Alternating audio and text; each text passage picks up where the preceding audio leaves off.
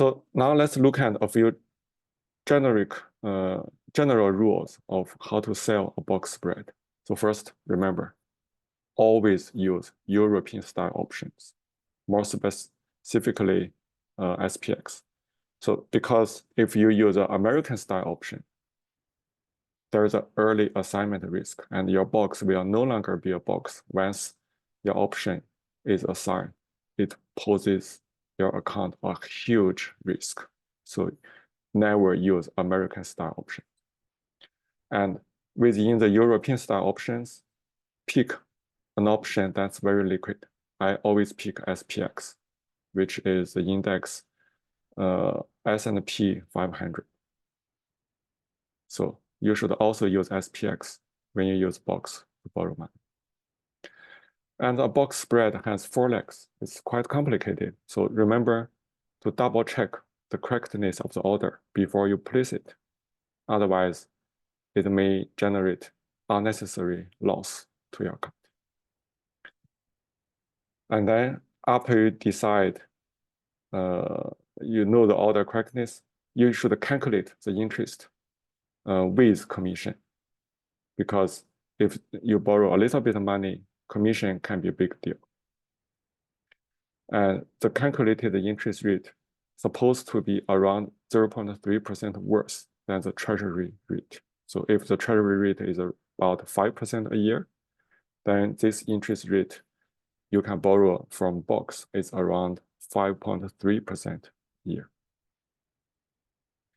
And because of the commission, I recommend you to borrow more than 10K. Actually, personally, I almost always borrow more than 100K each time, because otherwise the commission and slippage becomes too big, and it's not good. And after you decide what the price you want to get and the legs of each option in the box, you should always use limit order. Limit order give you the worst price you want to take, and maybe sometimes you can get a better price. And you should never ever use market order. With 4 legs, market order will give you a very bad price. And in general, you shouldn't use market order anywhere, anyway. Even when you buy stocks, you shouldn't use market order. And also, you need to be patient to get a good price. So for me, I reduce the price by 5 cents and wait for a while, maybe wait for 10 to 15 minutes. And then if it's not filled, I reduce the price by another 5 cents until it gets filled. And after the order is filled, if your profit or loss in your brokerage account shows a weird number after the market close, you don't care, because after market close, the bid ask of the option can be wrong, and add them together, the value of your box can look scary, maybe scarily low or scarily high. So you don't need to look at it. It doesn't matter. And once the box is opened, I always hold the box spread until it expires. Because at the time of expiration, the box spread will disappear and it will take money out of my account. And all of this happen without any commission or slippage, which is bid-ask spread. So this saves me money. If you are not sure how long you will borrow money using box spread, you can borrow for a short term and roll over to the next option expiration day after the first box expires. And the box is option trade, it expires.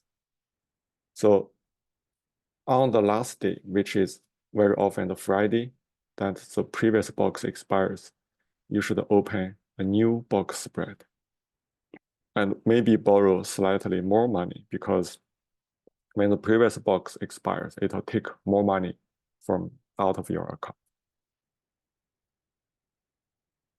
And here I'll give you some example that this is a real example. I placed box order and borrow money.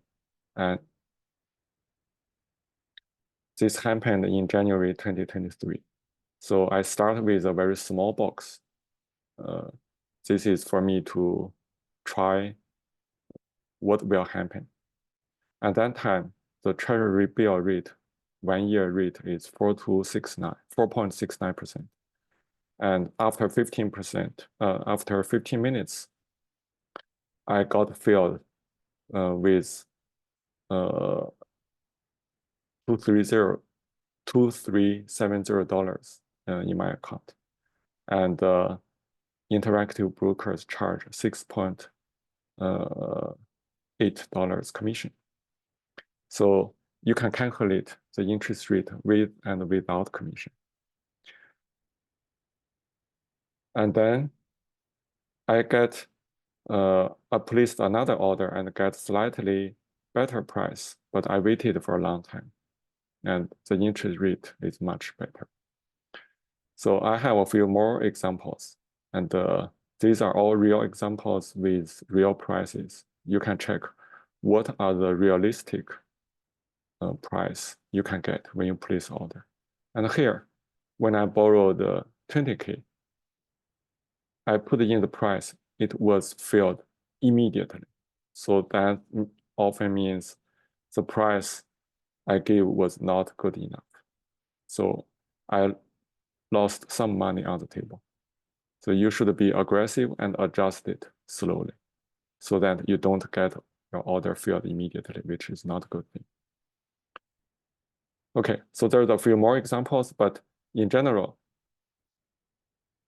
just be patient and adjust your price slowly. So sometimes your order doesn't seem to be able to get filled. That's because the interest rate could change intraday and you didn't notice. The interest rate already goes up and your price becomes not reasonable. But you keep adjusting, the market is very fair, and you will always get the best price that the market has at that time. Okay, and next week I'll show you a real trade, how I did it, how do I calculate the interest rate, how did I place the order in interactive brokers in real time. Okay, thank you.